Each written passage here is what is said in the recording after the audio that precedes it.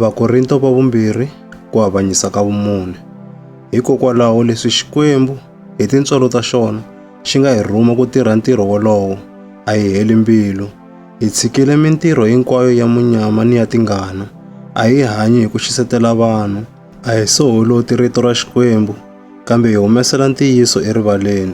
Kutani hi tikomba hi ri lava khensekaka eripfalweni ra un'wana na un'wana, ni mahlweni ka Xikwembu.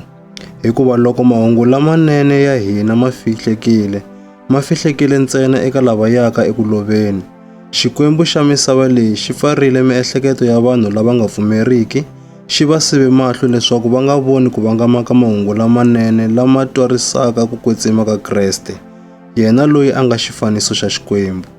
Hina a hi titwarisi, kambe hi twarisa Kreste Yesu hi ku i Hosi.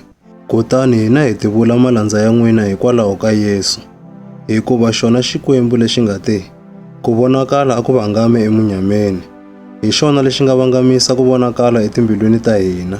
Hi ta tiva ku kwetsima ka xona loku vangamaka enghoheni ya Kreste, kambe hina hi nyikiwile ku rhwala xuma lexi hi fana ni timbita ta vumba.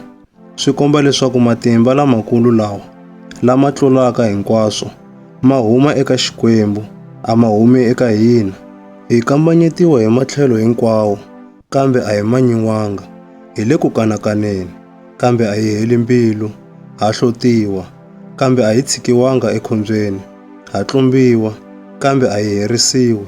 Mikarhi hinkwayo hi rhwala rifu ra Yesu emirini wa hina, leswaku vutomi bya Yesu na byona byi vonaka emirini wa hina. Hikuva hina, hambileswi hi nga lava hanyaka, hi nyiketiwa eku dlaweni mikarhi hinkwayo hikwalaho ka Yesu, leswaku vutomi bya Yesu byi vonaka entumbulukweni wa hina lowu faka. Kutani ke, rifu ra tirha eka hina, kambe vutomi bya tirha eka n'wina. Leswi hi nga ni moya wa ku pfumela, lowu fanaka ni wa loyi a nga tsala a ku, ndzi pfumerile, hikokwalaho ndzi vulavurile, na hina ha pfumela.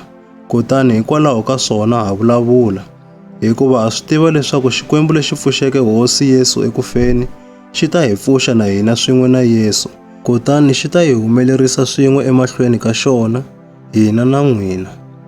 Hinkwaswo leswi swi endliwile hikwalaho ka n'wina, leswaku loko tintswalo ta Xikwembu ti ri karhi ti andzisa ni ntsengo wa lava nga ta khensa va vuyelela eku dzuniseni ka Xikwembu.